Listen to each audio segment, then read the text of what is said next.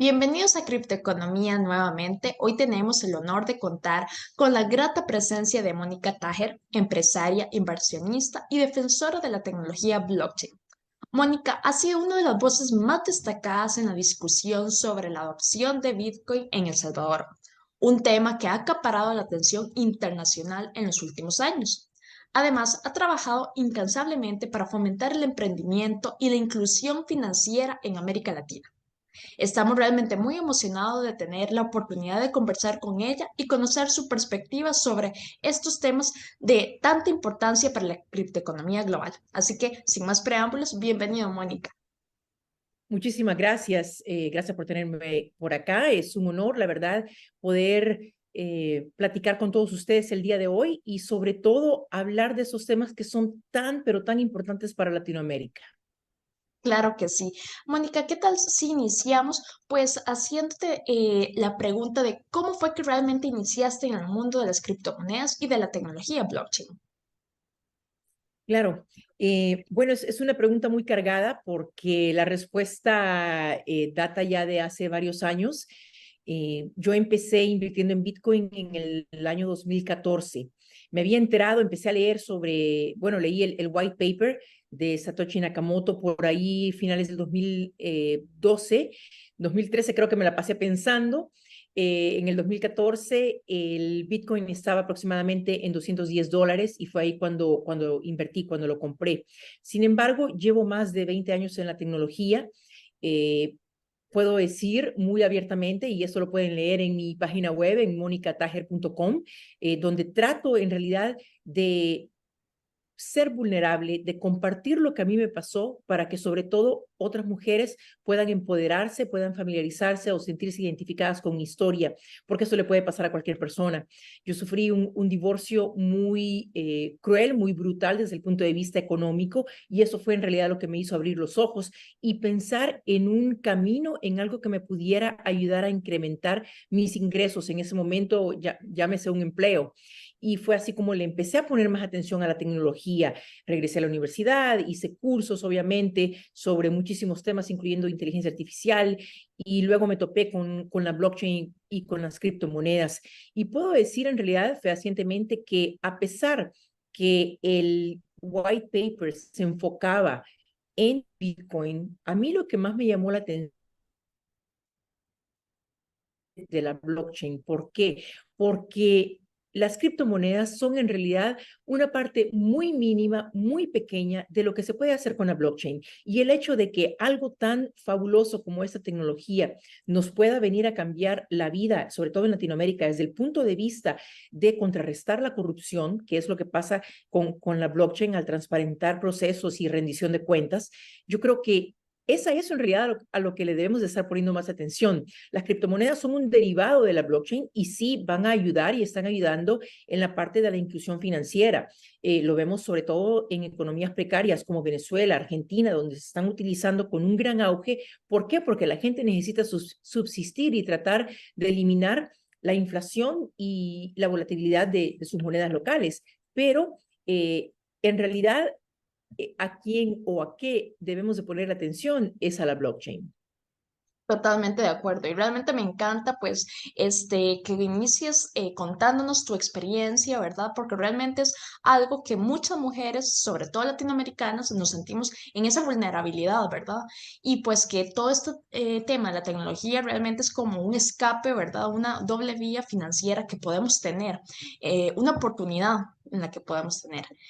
Em, Hablando un poco más de lo que es el tema de la adopción del Bitcoin en El Salvador, que bueno, todos sabemos que ha sido muy controversial en los últimos años, ¿cuál es tu opinión sobre esta iniciativa y su impacto en la economía salvadoreña? Yo creo que la decisión fue muy innovadora porque estamos hablando de una tecnología definitivamente emergente, con muchos beneficios, pero también desde el punto de vista social, ¿verdad? A nivel global, con muchos, llamémosles, percances, por ejemplo, la volatilidad y otros temas. Sin embargo, si lo vemos desde la óptica de la inclusión financiera, especialmente como tú bien dices, cuando hablamos de mujeres, Sabemos de que el 98% de las decisiones en el hogar con respecto a las compras que se hacen las toman las mujeres, pero no significa o no se relaciona eso con el hecho de que la mujer gane igual que el hombre. Todo lo contrario, existe una brecha salarial y tenemos que estar conscientes de eso. De hecho, una mujer en Latinoamérica gana aproximadamente en promedio 68 centavos por cada dólar que un hombre gana, independientemente si tanto el hombre como la mujer laboran en el mismo departamento, digamos, de una empresa, pero el hombre va a tender a ganar más. Entonces, viendo toda esa problemática, yo pienso que las criptomonedas vienen a ayudar, en este caso a un país como El Salvador, vienen a ayudar sobre todo a la mujer.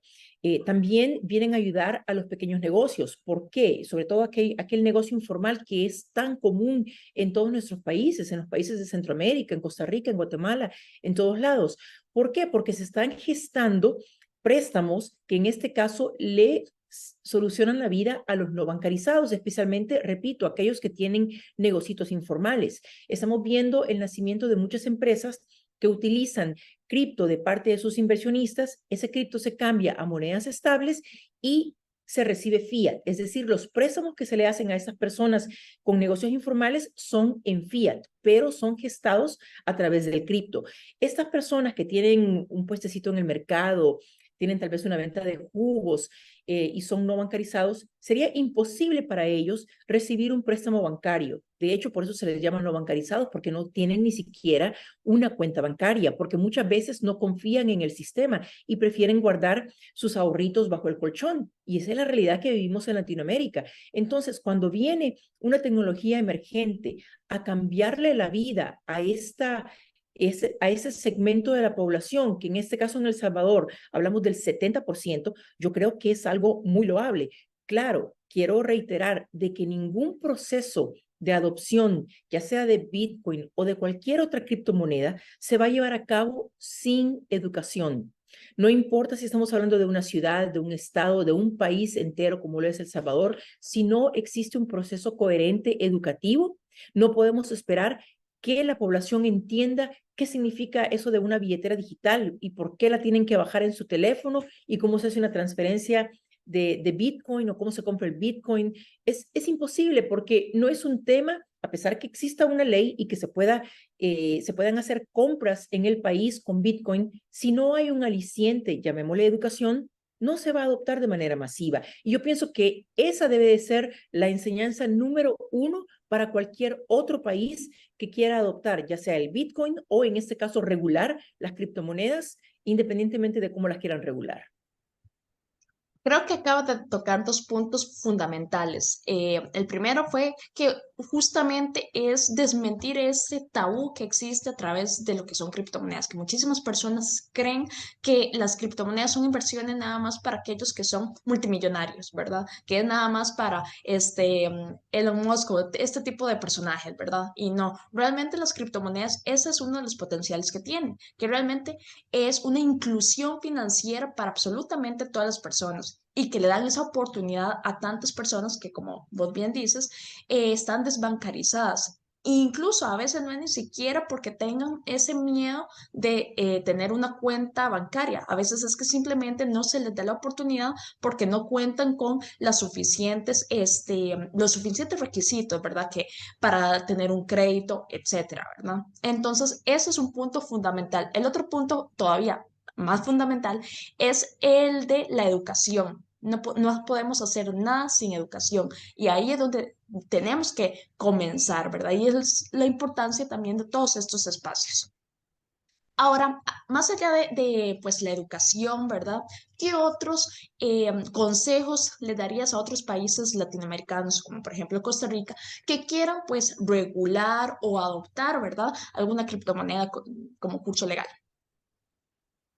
Mira, honestamente yo creo que el pensar en adopción de una criptomoneda como moneda de curso legal, tal y como lo hizo El Salvador, considero muy humildemente que estamos a nivel latinoamericano, no solamente Costa Rica, no solamente Centroamérica, a nivel latinoamericano, estamos tal vez un poco lejos. ¿A qué me refiero?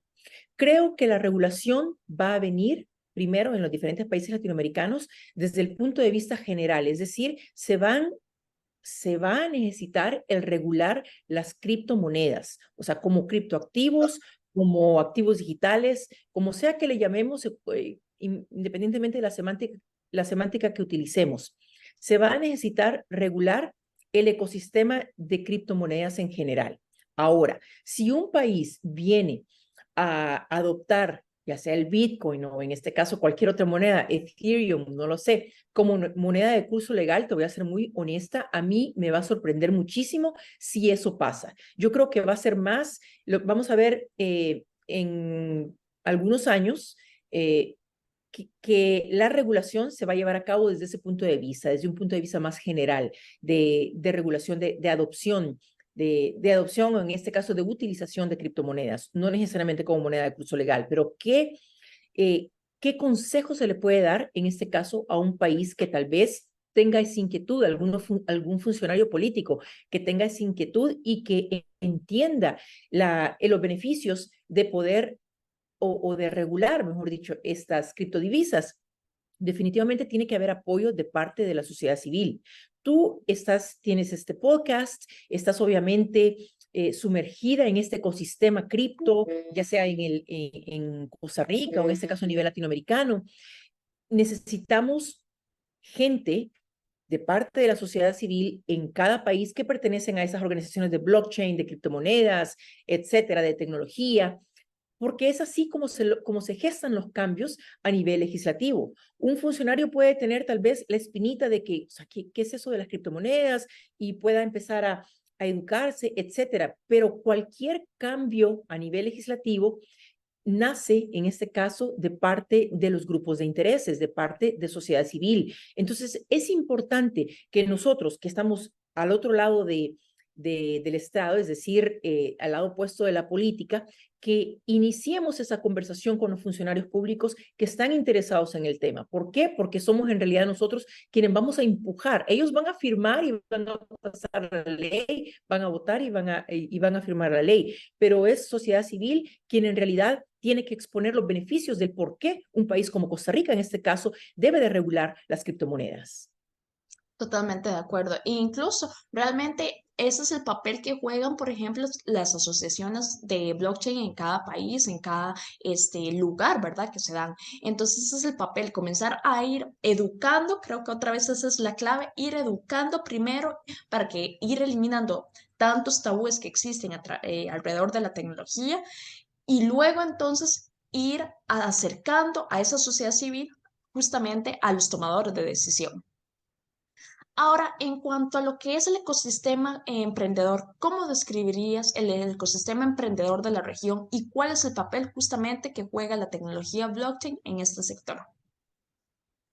Creo que como cualquier otra tecnología emergente, es una oportunidad nueva para más emprendedores que deseen, en este caso, lanzar una solución. Toda startup, todo emprendedor se enfoca en solucionar, en A, solucionar un problema, o B, en este caso, proporcionar apoyo con respecto a una necesidad existente en la sociedad.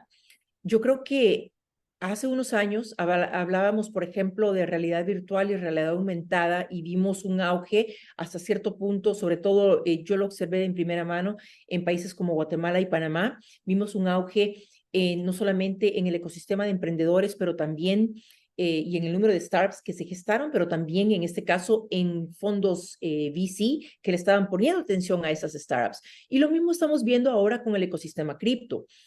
Hay una cantidad innumerable de productos y servicios que se pueden ofrecer con la tecnología blockchain o con las criptomonedas. Por ejemplo, hablamos de pagos, hablamos de lo que mencionábamos hace rato, cómo contrarrestar la corrupción. Y solamente en ese espacio se puede, por ejemplo, una startup puede proporcionar servicios y productos para elecciones en línea las cuales ya obviamente se están hablando, se están discutiendo mucho a nivel centroamericano.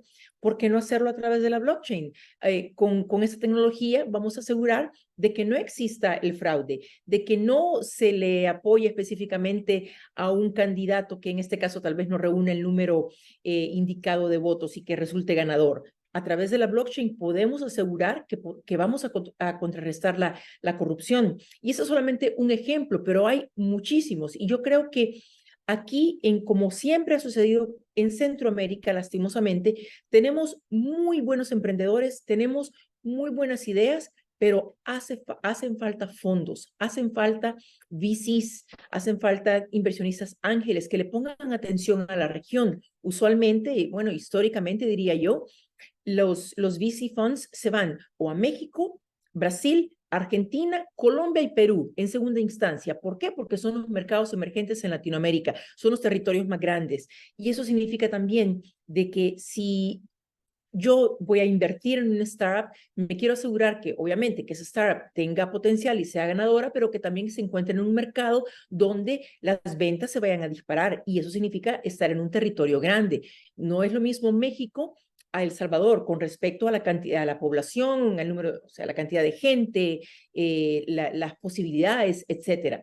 Y yo creo que muchos VC funds pasa usualmente que ven a toda Centroamérica obviamente como el Istmo que es, como una región entera y no necesariamente a cada país, porque los mercados son pequeñitos y tenemos que admitirlo. Esa es la verdad. Pero creo que las startups tienen que seguir empujando, como región tenemos que seguir empujando para que más VC funds, aceleradoras, incubadoras nos pongan atención. Necesitamos más gente, más inversionistas que vengan de Europa y de Estados Unidos. Y yo creo que decisiones como esas en cuanto a regulación de criptomonedas y de blockchain, porque el uso de la blockchain también es algo que se debe de regular y que se debe de adoptar, en este caso, en los procesos gubernamentales y sectoriales, sector privado, academia, etcétera. Es así como vamos a despertar el interés de esos VC funds. Totalmente de acuerdo y totalmente necesario también.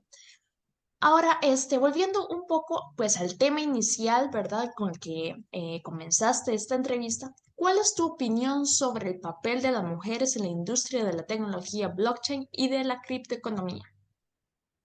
Sí, creo que es un tema fascinante y debemos de seguir hablando todos los días al respecto. Además de la inclusión financiera que se pueda crear con el ecosistema cripto, a nivel de blockchain, bueno, de ambas tecnologías en realidad, hablamos primeramente de una generación de empleos y de un espacio donde si una mujer trabaja en cualquiera de esas dos economías, obviamente en un rol que esté enfocado a despegar, ya sea un startup o en este caso a despegar un producto que tenga potencial de tener éxito en la región o en este caso a nivel global. Hablamos que si una mujer trabaja en este campo, va a devengar el 33% más en salario que si trabaja en un campo tradicional, llamémosle maestra de primaria o en este caso enfermera, etcétera. Es así de simple.